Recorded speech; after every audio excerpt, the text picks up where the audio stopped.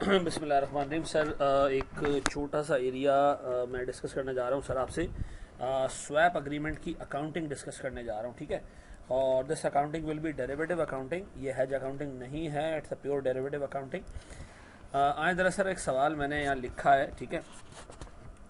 मिसाल के तौर पर सर मैंने एक लोन लिया है, 100 मिलियन रुपए का लोन लिया, लाइबिलिटी है मेरी, ठीक है जी। अच्छा, इस लाइबिलिटी का कूपन रेट है K+2%, ठीक है जी। मैंने सूद पे करना है K+2% पे हर साल के हिसाब से, ठीक है। 5 साल की टर्म है। अगर मैं आपसे पूछूं प्यारे बच्चों कि क्या मेरे कैश फ्लोज फिक्स्ड हैं, आप कहोगे नहीं। क्यों? क्योंकि आपका इंटरेस्ट रेट बेस्ड कर रहा है काइबोर पे। काइबोर हर साल तब्दील होता है, आपके इंटरेस्ट हर साल तब्दील होंगे, ठीक है।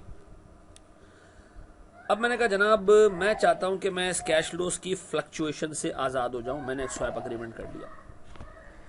अब हुआ यह कि जो स्वैप अग्रीमेंट है उसमें टर्म्स क्या है, मैं स्वैप अग्रीमेंट में 5.5% पे करूंगा और काउंटर पार्टी से काइबोर रिसीव करूंगा। अब यहां जरा गौर करने वाली बात यह है कि यहां सर ऑलरेडी मेरे पास एक बैंक है, एक मैं हूं। मैंने बैंक को पे करना है काइबोर +2%, ये मैंने बैंक को पे करना है, ठीक है जी। अब एंट्री मारती है सर एक स्वैप काउंटर पार्टी, ठीक है। स्वैप काउंटर पार्टी ये इक्वेशन में एंट्री मारती है सर। ये मुझे कहती है कि भाई आप मुझे पे करो 5.5%। मैंने कहा ठीक है भाई, मैं दो इंटरेस्ट पे करूं।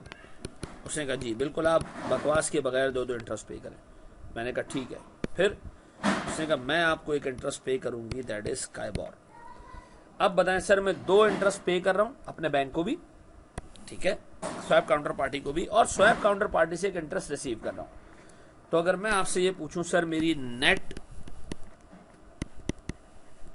इंटरेस्ट पेमेंट कितनी है, तो मैं कहूंगा जनाब मैं अपने बैंक को सूद पे कर रहा हूं K+2% से, इसको मैं नेगेटिव में रख रहा हूं। मैं स्वैप काउंटर पार्टी को भी सूद पे कर रहा हूं 5.5%, मैं इसको भी नेगेटिव में रख रहा हूं। और मैं from swap counter party amount एक रिसीव कर रहा हूं, इसको मैं पॉजिटिव में रख रहा हूं। अब अगर मैं आपसे कहूं सर बताएं मेरी नेट पेमेंट क्या है, तो आप कहोगे एक काइबोर हम पे कर रहे हैं, एक रिसीव कर रहे हैं, ये तो कैंसिल कर दें। बाकी क्या बच गया? बाकी बच गया सर 7.5%। ये मेरा होगा नेट इंटरेस्ट पेमेंट। अब बताएं सर काइबोर कुछ भी हो, ये जो काइबोर में पे करूंगा बैंक को, ये इससे रिसीव करूंगा, तो मुझे काइबोर का रिस्क खत्म। अब मेरे इंटरेस्ट रेट की अमाउंट फिक्स हो गई हर साल। अब मैंने क्या करना है सर, मैंने हर साल अब पे करना है 7.5%, 7.5%, 7.5%, 7.5%, 7.5%, कहानी खत्म, ठीक है जी। मैंने वेरिएबल रेट से अपनी जान छुड़वा ली, ऐसा। अब बताएं सर मेरे कितने एग्रीमेंट्स हैं सवाल में? 2 एग्रीमेंट्स हैं, एक वो जो मैंने बैंक के साथ किया है, एक वो जो मैंने स्वैप काउंटर पार्टी के साथ किया है। अच्छा जी, चलें जी। अब बताएं सर आपको रिस्क क्या था सवाल में? भाई मुझे ये रिस्क था कि काइबोर +2% पे मैं सूद पे कर रहा था। अगर काइबोर बढ़ता जाता तो सर मुझे सूद ज्यादा पे करना पड़ता। तो मैंने अपने आप को सर लॉक कर दिया 7.5% के रेट पे। अब काइबोर बढ़ेगा तो मुझे नुकसान नहीं होगा, ठीक है जी। बताएं डे 1 का काइबोर है कितना? 5%, ये दिमाग में रखिएगा। अच्छा जी सर, यहाँ एक वैल्यू आ रही है, 0 आ रही है। अच्छा जी सर, बेटा आ गया था मेरा बीच में। सर 5% से हम सूद पे करते हैं, 5 + 2%। अब सर काइबोर का लिंक खत्म हो गया मेरे से, तो मैंने 7.5% पे सूद पे करना है।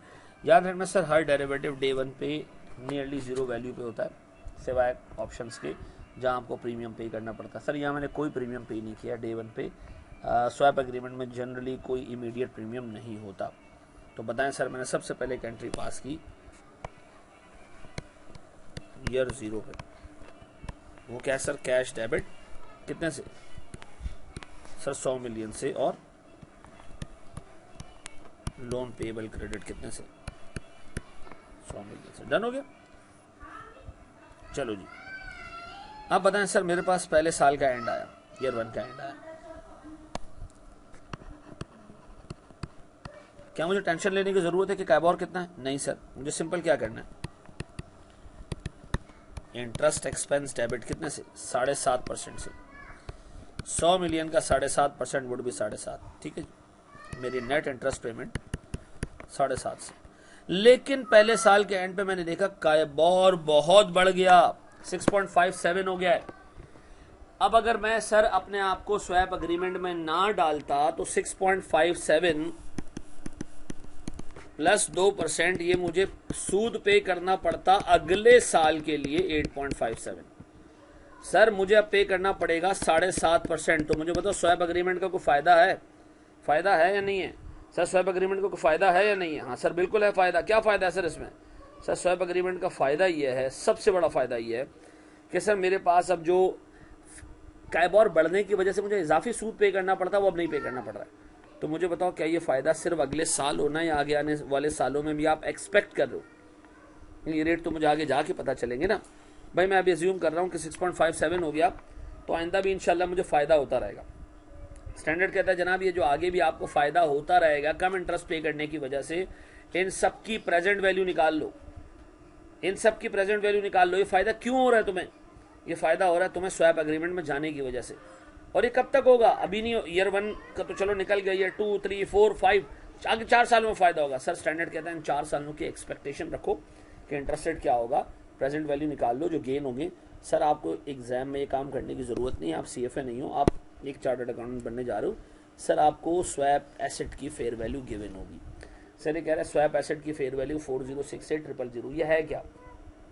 ये सारी फ्यूचर इंटरेस्ट सेविंग्स की प्रेजेंट वैल्यू है which you are not suppose to calculate, ठीक है जी।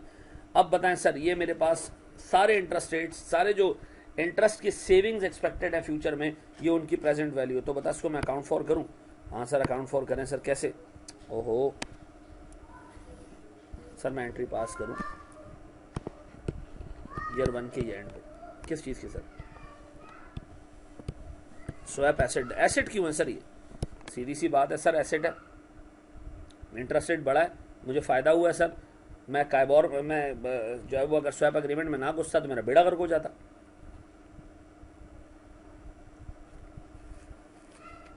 मैंने सर स्वैप एसेट डेबिट किया 4.068 मिलियन से और P&L क्रेडिट कर दिया 4.068 मिलियन से। डन।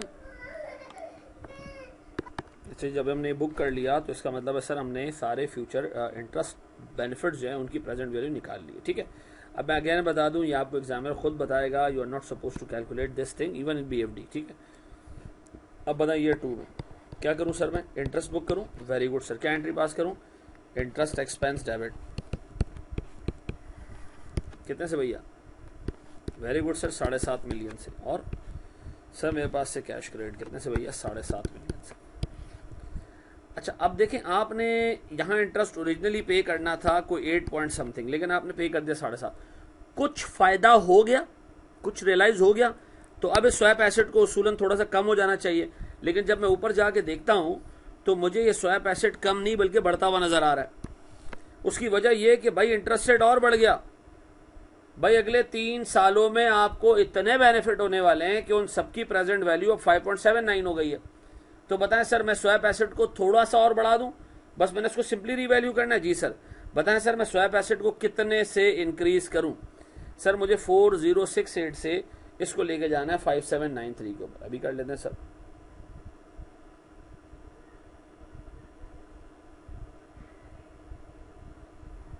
-5793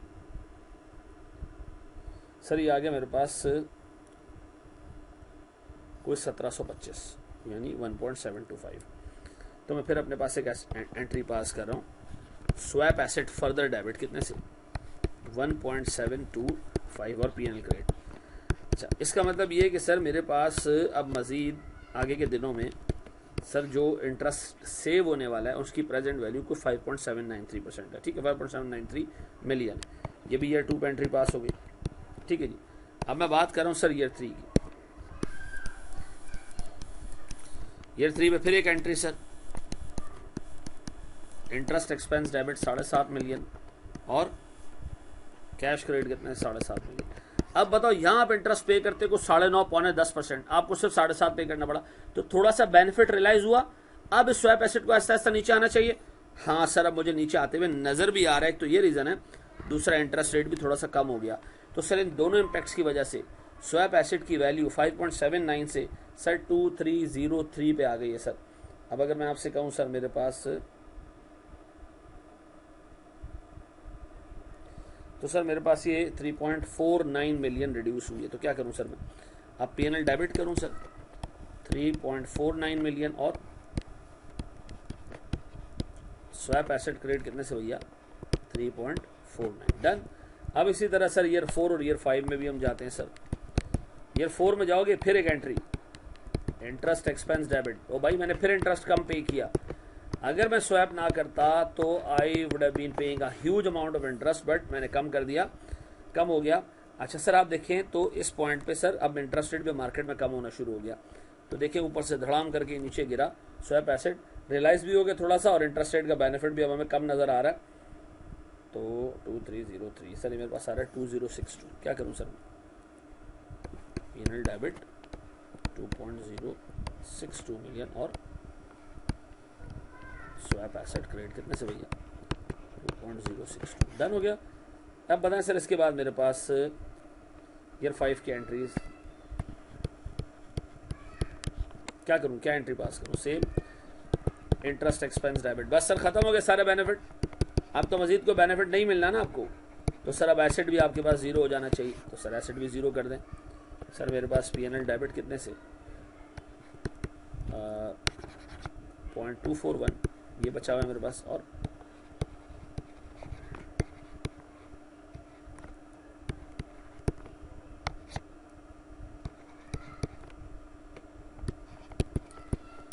तो इस तरह सर हमारा स्वैप एसेट भी ज़ीरो हो गया। ठीक है जी, मुझे बताएं स्वैप एसेट ने आपको किस रिस्क से बचाया? कैश फ्लो रिस्क से सर। ये मैंने हेजिंग नहीं की, सॉरी मैंने हेज अकाउंटिंग नहीं की, यहाँ पे मैंने नॉर्मल डेरिवेटिव अकाउंटिंग की है। Swap asset, swap agreement is a derivative sir. उसमें एसेट इसलिए बना कि इंटरेस्ट रेट हमारे फेवर में मूव हुआ, हमें उसका बेनिफिट मिलता रहा थ्रू आउट दैट टाइम, तो sir Aahista Aahista swap asset कम भी होता रहा। ठीक है जी, आई होप ये आपको समझ में आ गया होगा। Thank you very much.